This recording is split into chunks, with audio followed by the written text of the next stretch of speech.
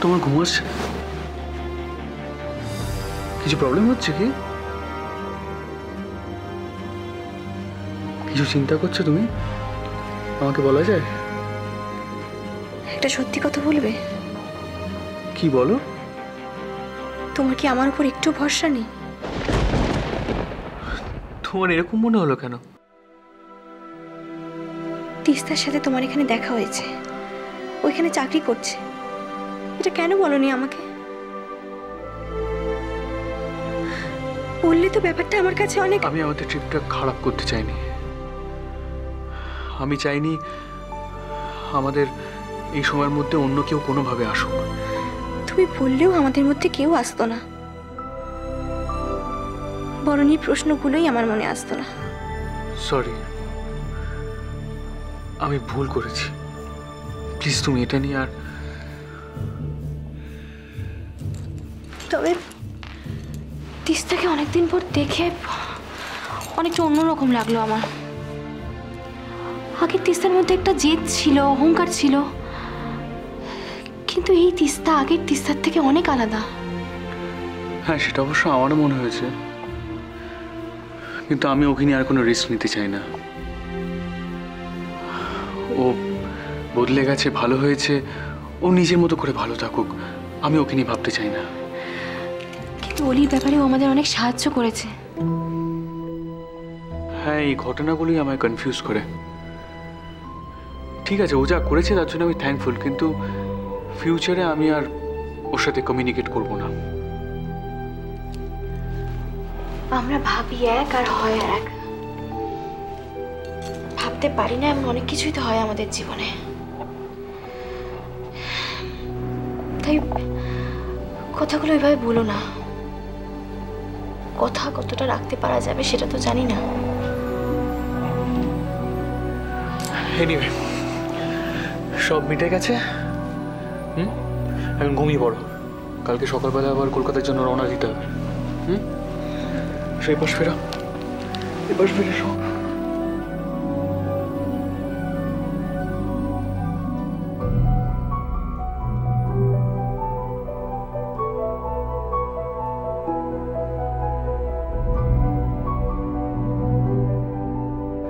সব কি সত্যি মিটে গেছে নাকি মিটবে কোনোদিন? আজও তো তিস্তার ব্যাপারে আমার সাথে কথা বলতে দোটানায় পড়ে। কেন?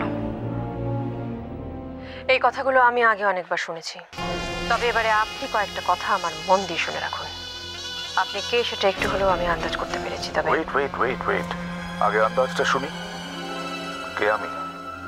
যেই হন না কেন, তবে এভাবে ফোন করে ফলস থ্রেট দেওয়া বন্ধ করুন। ফলস? এতটা শিওর হচ্ছেন কি করে? কারণ কিছু করার ক্ষমতা থাকলে আপনি আমার সামনে এসে দাঁড়িয়ে কথাগুলো বলতেন।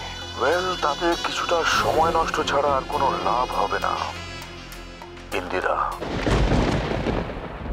তোমার অন্তত এই ভেবে খুশি হওয়া উচিত যে কিছু করার আগে আমি বারবার তোমাকে ওয়ার্ন করেছি। ওয়ার্ন? আর একবারও যদি এই ধরনের ফোন আমার কাছে আসে তাহলে? এতটুকুও পাল্টাও নেই তুমি। সেই একই রকম আগের মতো ঝাঁজ, বয়সের সাথে সাথে কমার বদলে বরং বেড়ে গেছে। তবে আমি ভেবেছিলাম খানদানি ফ্যামিলির সঙ্গে সম্পর্ক জুড়ে নিজের দ্বিগুণ এজের হাজবেন্ড আর রেডিমেড দুজন সন্তানের মা হয়ে তুমি কিছুটা হলেও পাল্টেছ। অরুণেশ, At last, আমার নামটা তুমি তাহলে এখনো খোলনি। তবে তোমার মুখে এই নামটা শুনে আমার ভালো লাগলো, ভীষণ ভালো লাগলো। শুধু এইটুকু শোনার জন্য আমি কতদিন ওয়েট করে আছি তুমি জানো?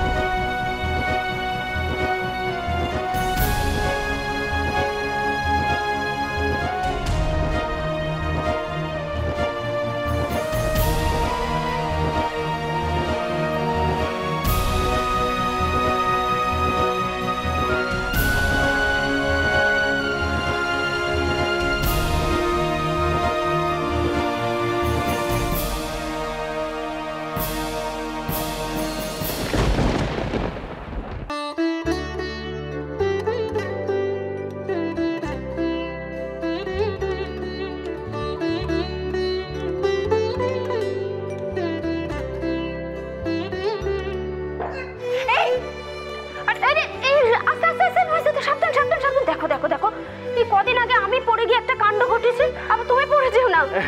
কি যে বলেন ননিদি, এই গেট কি আমি এই প্রথম সাজাচ্ছি? এতদিন আমাদের ভাগ্নে ভাগ্নিদের জন্মদিনে কত গেট সাজিয়েছি, আজ আবার মামা দাদু হয়েছি, তাও আবার জোড়া নাতনি। তা যা বলেছো, একদিকে সাত্বিকী দাদা আর বৌরানি বাড়ি ফিরছে, তারপরে আবার বৌমনি বাড়ির জোড়া লক্ষ্মী নিয়ে ফিরবে। ও আমার না তর্স হয়েছে না, কখন যে ওদের দেখবো কে জানে। আরে মহেশ, হ্যাঁ দাদা, তোমার কাজ আর কতক্ষণ? এই তো প্রায় শেষ, এরপরেই তো আমি ঝাড়া হাত পা। ও দাদা, হ্যাঁ বলছি বাজারে আজকে বড় চিংড়ি পেয়েছিলাম, নিয়ে নিয়েছি। মাছ মাংস দুটোই হোক, ডবল মজা। ঠিক আছে, তো সাত্তকীদের রাতে গাড়ি পাঠিয়েছো তো? হ্যাঁ, বিশুদাকে তো অনেকক্ষণ আগে বলে দিয়েছি, এতক্ষণই তো বেরিয়েও গেছে। আরে বাবা, মহেশ মামা ওসব দিকে একদম এক্সপার্ট। ছোট মা যখন একবার বলে দিয়েছে, ওসব কারণে কোনো চিন্তাই করতে হবে না একদম। সে বুঝলাম, কিন্তু তোর মা যে নাপিতের কথা বলেছিল তার কি হলো? কোনো খোঁজ পেয়েছিস? ও ওই হারুন আপিত তো দাদা, সে তো বহুদিন আগে বাড়িতে এসেছিল, তাই না মা? সত্যি, ও শেষ এসেছিল তো সেই অলি দিদিভাই জন্মের সময়, তারপর তো আসার দরকার হয়নি। সে কোথায় আছে এখন কে জানে। ও মা, তা বললে কি করে হবে মা? বাচ্চাদের তো নখ কেটে ঘরে তুলতে হবে, নাপিত না পাওয়া গেলে কি করে চলবে? না না, তাকে না পাওয়া গেলে কোনো চাপ নেই মা। দরকার হলে তার ছেলে নাতিপুতি কেউ তো থাকবে, তাকে তুলে নিয়ে চলে আসবে। তুই না, তুমি কোথাও বেরোচ্ছি নাকি বড় বৌদি? ও মা, হ্যাঁ বেরোচ্ছি তো। আমি আর অব্র ঝিলমিলকে আনতে যাবো না? আরে বাবা, সাত্তকীরা আসার আগে ওদের তো নার্সিং হোম থেকে ছেড়ে দেবে।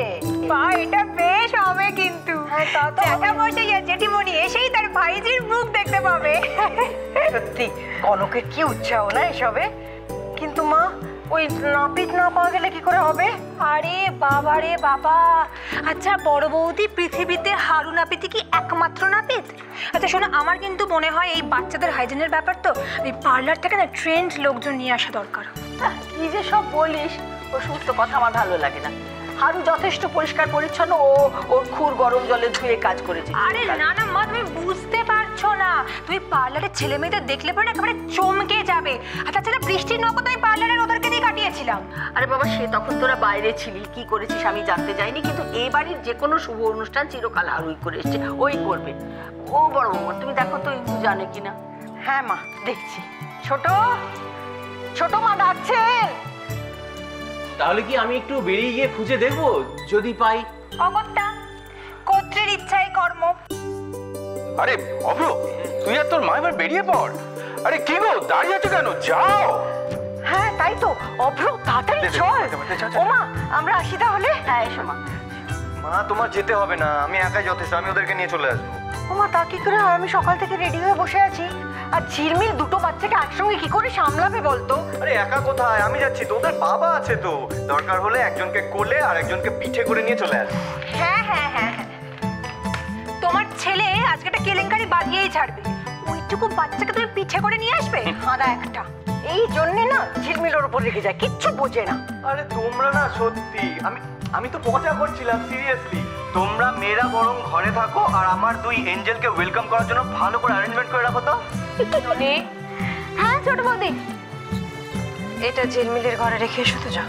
আচ্ছা।